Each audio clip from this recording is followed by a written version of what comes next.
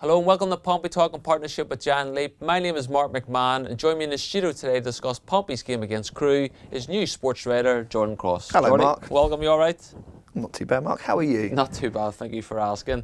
The games keep on coming thick and fast for Pompey. Another tough game on Saturday. Yeah, I mean, we're in the midst of 7 games in 22 days at the moment, so it's going Saturday, Tuesday.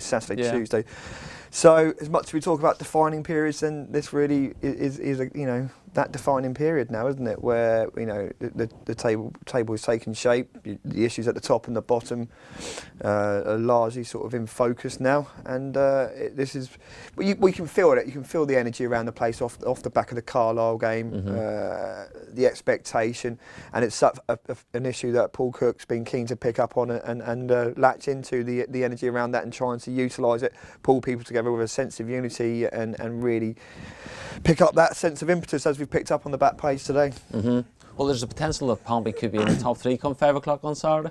Yeah. Obviously, there's focus on home park. Plymouth against Carlisle, yeah. Of course. So if it's a draw or a Plymouth victory, Pompey turn up and get the 3 points against Crewe, then they're into the top 3. And psychologically, that's massive. And again, Paul Cook, since the Carlisle game, when they put their destiny back in their own hands, that's been a key thing that has been picked up on. The fact that if they do what they should do now, with it all loaded in their favour over the remainder of the season, then they will go up. So, yeah, they're not looking for other people to do them a favour, and that's a key thing mentally. And you can see that Paul Cook, just in the presser, you can see he fancies it now. He's confident, he's bullish the way he's talking, he believes in his players. And there's really no excuse for Pompey not to do it now. I'm going to touch on Paul Cook's optimism in a second, but obviously Pompey could have been in the top 3 on Tuesday night if things had went their way. Yes. What went wrong there without wanting to go over too much now? No, I mean, it needs analysing. Pompey were started frenetically against Morecambe, 17 shots to 3 in the first half. That's massive. That is an absolutely huge amount. I think it was 26-6 in the second half, indicating it was a closer second period. Quite frankly, Pompey didn't take their chances. They had stacks of them. Owen Doyle, Gareth Evans, Baker, to name a few, Gary Roberts. But there was a combination of poor finishing and some really top draw defending, sort of bodies on the line stuff from Morecambe. But it was there to be had. So that was the performance was good. It's particularly the first half. Pompey lost their way somewhat in the second, but they were still, after they got the goal, they were still comfortable. It was a comfortable watch. You didn't really feel that Morecambe were threatening until the mistake from Christian Burgess at the end. So when you analyse it, you can be upbeat about the fact that Pompey were creating chances, and I think most fans were. And I mean, fans are entitled to be upset when things aren't going their way at this time of season, but even on our message board, which can sometimes be the lunatic's asylum, exactly, and there can be a lot of anger there. There was a largely reasoned response to it.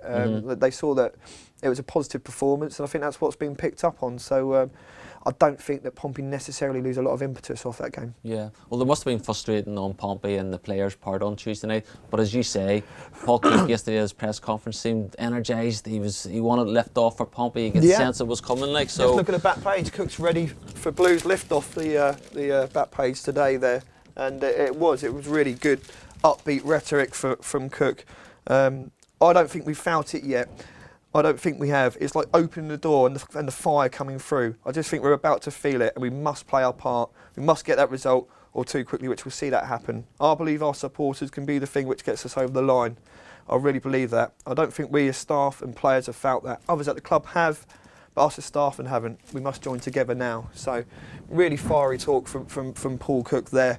And he's kind of, picking up on the point that he doesn't think he's quite sensed it in his tenure at Pompey, that sense of energy. And just looking back through some old clips, from down the years, I've been reminded of that this week. I was looking at the old Arsenal game from 2004, I think it was, where we got well and truly smashed 5-0 when we were, recognising Thierry Henry's qualities there. It was a frenetic, combustious sort of rambunctious Fratton Park there, really heaving.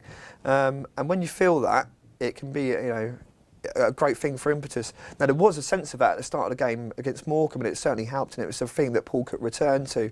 But when you have that at this time of the season, the impetus can be quite something. And just thinking back to Andy Orford a couple of years ago, when you had that 5 wins and 2 draws over the finale, there was a real groundswell that picked up quickly, and that can carry you forward. So Paul Cook really looking to pick up on that, and you know, I can see why he's doing it. Has this also come from the Carlisle victory? Obviously a fantastic result up there, or is it based on Pompey's results over the past 4 or 5 games where they haven't actually lost any?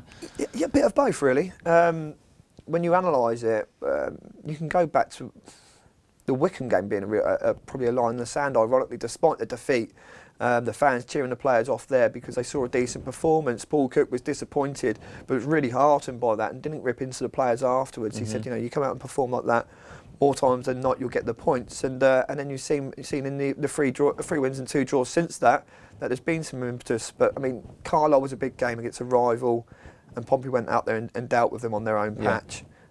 So again, we were ready for it was lift off, and I think you could have really seen, as Paul Cook referenced, that kind of real groundswell of feeling and optimism if they turned over Morecambe during the week. Didn't quite happen, didn't quite lose the impetus, but I think you can quickly cash in on that again with these games coming, you know, obviously Crewe, and then if it doesn't happen this weekend, it certainly can at Crawley on Tuesday. Well, let's talk about Crewe, because obviously we're predicting, given their plate at the minute and they're going to form, they are going to be another one of these teams that parks the bus at Fratton Park. Parks the bus. Parks the bus. Yeah, a favourite comment. Are Pompey equipped to deal with that again? Have they learned from previous times when clubs have come to the park and actually shut up shop? I think it's a conundrum and a tough ask when teams come there and they don't want to break out and they're playing 4-5-1 as Crewe will play tomorrow. I mean, they might line up and say it's 4-3-3. It'd be 4-5-1 and bodies behind the ball. It's a tough thing to do to break down that, but Pompey just have to stay patient, and that's when the factor of the home fans not becoming uneasy and sticking with it. It might not come easily. It might take 60 minutes, and it might be like the players that then have to be brave and keep passing forward, you know, instead of when it gets tense, starting to go sideways and backwards and not being positive in their play. And it's really important, those 3 players, if they do go with 4-2-3-1, the 3 attacking players keep doing that. Cole Bennett, I mean, the other night against Morecambe, really sort of upbeat, looking positive in his play, running at engaging defenders, putting them on the back foot. If players like that start to feel the fear and go backwards, you're in for a long day. So if they perform, then you know there's every chance I think that they can go and do it. So you know, Crewe, from what you hear, they thought they'd turned the corner under a new manager, but you know, sort of a 4-0 defeat at Hartlepool really knocked the stuffing out of them. You know, a poor Hartlepool team by all accounts. So yeah, I think they may be in for a long slog, and they're not too confident coming there. So early goal, and it could help things. Do you think Pompey are going to maybe do anything differently to counteract that there? Is there a chance that Paul Cook might decide to change formation, or is that their set in stone? No, we'll start off 4-2-3-1. I think they'll probably start 4-2-3-1. I don't think it's set in stone. Interestingly, on Tuesday, Paul Cook was ready to go. You know, and the plan pre-match was to look at it 4-2-3-1, and then if it at half time go to 3-5-2 if they had not made the breakthrough. So that was certainly in his head, and he's been mulling over being a bit more malleable in his thinking with formations over the finale to the season. As it went, Pompey were excellent in the first half, so he kind of came off at interval thinking, how can I change this after we've kind of created 17 chances? There's no need. So that 3-5-2 didn't come in the immediacy in the second half. I mean, they tinkered with it when they sent on Connor Chaplin and used him in an attacking role, sort of slightly withdrawn behind Doyle. So you will see flexibility in that thinking. I don't think it's going to be rigid. I just think Paul Cook wants a consistent thinking at this time of the season. He doesn't want to send out mixed messages and cause too much confusion.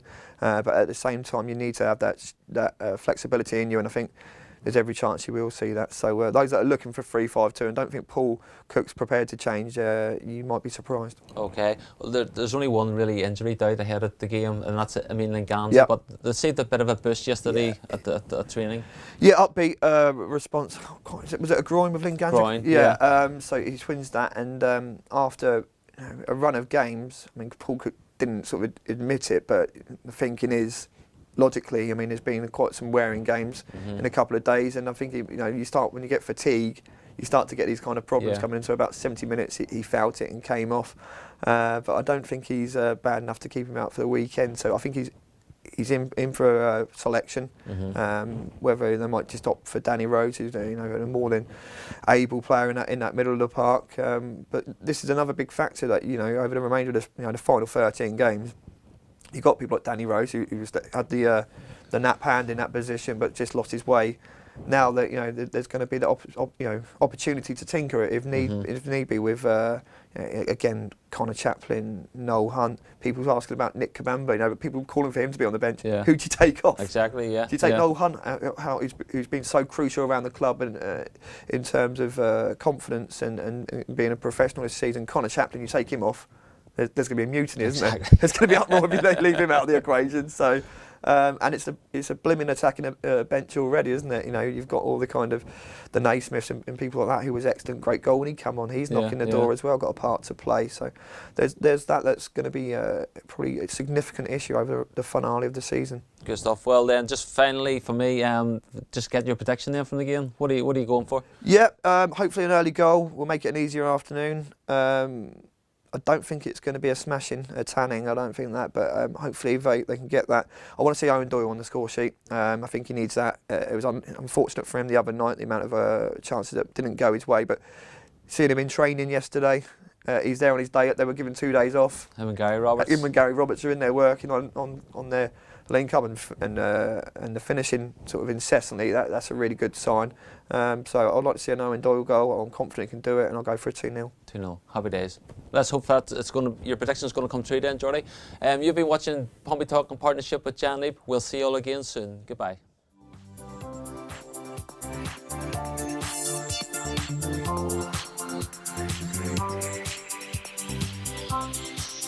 Thank you.